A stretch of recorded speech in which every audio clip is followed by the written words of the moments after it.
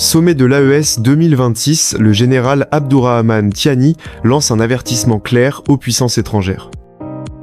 Lorsque les cortèges officiels ont commencé à converger vers le centre international de conférence de Bamako en cette fin du mois de décembre 2025, l'atmosphère dans la capitale malienne n'avait rien d'ordinaire. Les rues étaient sécurisées comme rarement, les hôtels affichaient complets et les délégations étrangères observaient avec attention chaque mouvement des chefs d'État attendus. Pour le Mali, le Burkina Faso et le Niger, il ne s'agissait pas d'un sommet de routine, mais d'un rendez-vous déterminant pour l'avenir politique et stratégique du Sahel central.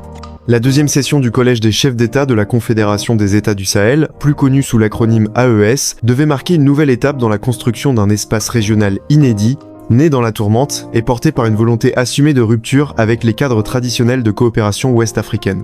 Depuis plusieurs années, cette partie du continent africain vit au rythme des crises. Crise sécuritaire avec l'expansion continue des groupes armés djihadistes.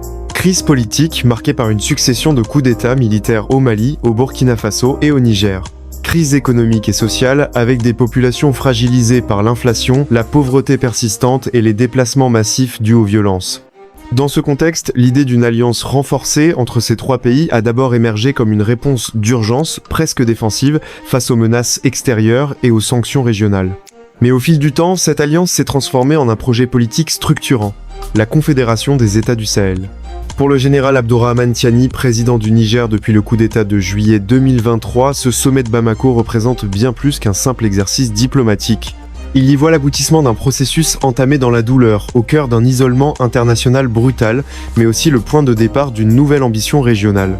Aux côtés du général Assimi Goïta, président de la transition malienne, et du capitaine Ibrahim Traoré, président du Burkina Faso, Tiani incarne une génération de dirigeants militaires qui affirment vouloir rompre avec ce qu'ils considèrent comme un ordre ancien inefficace et injuste. Dès son arrivée à Bamako, la tonalité est donnée. Les discours préliminaires insistent sur la solidarité entre les peuples sahéliens, sur la nécessité d'une réponse collective à l'insécurité, mais aussi sur la dignité retrouvée de pays longtemps décrits comme dépendants de l'aide extérieure. Lorsque le général Tiani prend la parole lors de la séance plénière, son intervention dépasse rapidement le cadre protocolaire attendu. Il ne se contente pas de formuler des vœux de coopération ou des engagements techniques, il livre un message politique fort, adressé à la fois à ses partenaires régionaux, à ses concitoyens et aux puissances étrangères. Dans un ton ferme, parfois solennel, il affirme que le Sahel entre dans une nouvelle phase de son histoire. Selon lui, les États de la région ont trop longtemps subi des décisions prises ailleurs, dans des capitales lointaines, sans réelle prise en compte des réalités locales. Il évoque des décennies d'accords déséquilibrés, de partenariats sécuritaires peu efficaces, de programmes de développement qui n'ont pas produit les résultats escomptés. Pour Tiani, cette période doit être considérée comme révolue. Son avertissement aux puissances étrangères est clair. Plus aucune nation, aucune organisation internationale, aucun acteur économique ne doit prétendre décider à la place des peuples sahéliens. Les choix stratégiques, militaires, économiques et diplomatiques relèvent désormais de la souveraineté des États membres de la Confédération. Cette déclaration, applaudie par une partie de l'assistance, résonne comme une proclamation d'indépendance politique renouvelée. Le président nigérian ne se limite pas à une dénonciation abstraite. Il rappelle les conséquences concrètes de ce qu'il décrit comme un système de dépendance, des armées nationales longtemps sous-équipées, des économies vulnérables aux chocs extérieurs, des populations rurales abandonnées face aux violences. Il soutient que la multiplication des interventions étrangères n'a pas apporté la stabilité promise et que la sécurité durable ne peut être construite que par ceux qui vivent et comprennent le terrain. Ce discours s'inscrit dans un contexte régional profondément transformé. La création officielle de la Confédération des États du Sahel en juillet 2024 a marqué un tournant majeur. Elle a formalisé une coopération jusque-là principalement militaire, issue de l'Alliance des États du Sahel fondée en septembre 2023 en une structure politique plus ambitieuse. La décision des trois pays de se retirer progressivement de la CEDEAO a accentué cette dynamique de rupture et provoqué de vives réactions dans les capitales ouest-africaines et occidentales. À Bamako, les dirigeants sahéliens assument pleinement ce choix. Ils estiment que les organisations régionales existantes n'ont pas su répondre à l'urgence sécuritaire ni respecter la souveraineté de leurs États lorsqu'ils traversaient des périodes de transition politique. La Confédération se veut donc une alternative, construite sur des bases qu'ils jugent plus adaptées à leur réalité. Coopération militaire étroite, coordination diplomatique renforcée, projet économique commun. Parmi les annonces majeures entérinées lors du sommet figure la consolidation d'une force militaire unifiée de plusieurs milliers d'hommes composée de soldats maliens, burkinabés et nigériens. Cette force commune doit être capable de mener des opérations transfrontalières rapides, de sécuriser les zones les plus exposées et de réduire la dépendance au soutien militaire extérieur.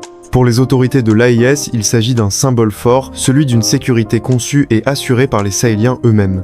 Mais la stratégie ne se limite pas au domaine militaire. Les chefs d'État discutent également de projets visant à renforcer l'autonomie économique de la région. Une banque d'investissement confédérale est annoncée, avec pour objectif de financer les infrastructures routières, énergétiques et agricoles, souvent négligées faute de moyens ou de priorités politiques. La création d'une chaîne de télévision commune est également décidée afin de diffuser une information régionale, de contrer ce que les dirigeants appellent la désinformation extérieure et de renforcer le sentiment d'appartenance à un même espace politique. Pour Abdourahmane Tiani, ces projets sont indissociables de la notion de souveraineté. Il affirme que l'indépendance politique ne peut être réelle sans indépendance économique et culturelle. Dans son discours, il insiste sur la nécessité de contrôler le récit, de valoriser les succès locaux et de donner la parole aux populations sahéliennes, souvent absentes des grands médias internationaux. Les réactions à ces propos ne se font pas attendre. Sur les réseaux sociaux, de nombreux internautes au Niger, au Mali et au Burkina Faso saluent le courage de ces déclarations. Pour une partie de la jeunesse urbaine lassée des promesses non tenues et du chômage endémique, ce discours représente un espoir de changement radical. D'autres, plus prudents, s'interrogent sur la capacité réelle de la Confédération à tenir ses engagements dans un contexte économique difficile. Sur la scène internationale, le message est reçu avec davantage de réserve. Certaines chancelleries occidentales expriment leur inquiétude face à une possible marginalisation diplomatique du Sahel central. Des diplomates évoquent le risque d'un isolement économique accru et d'une dépendance à de nouveaux partenaires extérieurs, potentiellement moins transparents ou plus exigeants sur le plan stratégique. Les dirigeants de l'AES rejettent cependant toute idée de repli. Ils affirment ne pas être hostiles à la coopération internationale, mais vouloir la redéfinir sur des bases plus équilibrées. Tiani précise que le Sahel reste ouvert au partenariat à condition qu'il respecte la souveraineté des États et réponde réellement aux besoins des populations locales. Dans les jours qui suivent le sommet, plusieurs analystes soulignent la portée symbolique de cette prise de position. Rarement, un chef d'État sahélien s'était exprimé avec autant de fermeté à l'égard des puissances étrangères dans un cadre officiel multilatéral. Pour certains observateurs africains, ce discours s'inscrit dans un mouvement plus large de remise en question des relations post-coloniales et de recherche d'un modèle de développement endogène. D'autres, plus critiques, rappellent que la souveraineté proclamée devra se traduire par des résultats concrets. Amélioration de la sécurité, accès à l'éducation, création d'emplois, lutte contre la corruption. Ils soulignent que les populations jugeront la Confédération non pas à ses discours, mais à sa capacité à améliorer les conditions de vie quotidiennes. À Bamako, pourtant, l'impression dominante reste celle d'un moment charnière. Les échanges entre délégations, souvent prolongés tard dans la nuit, témoignent d'une volonté de coordination rarement observée auparavant entre ces trois États. Les ministres de la Défense travaillent à harmoniser leur stratégie, tandis que les responsables économiques esquissent des projets communs dans les domaines de l'agriculture, de l'exploitation minière et des énergies renouvelables. Pour le général Tiani, la Confédération représente aussi un outil de stabilisation intérieure. En renforçant les liens régionaux, il espère réduire la vulnérabilité du Niger face aux pressions extérieures et aux crises internes.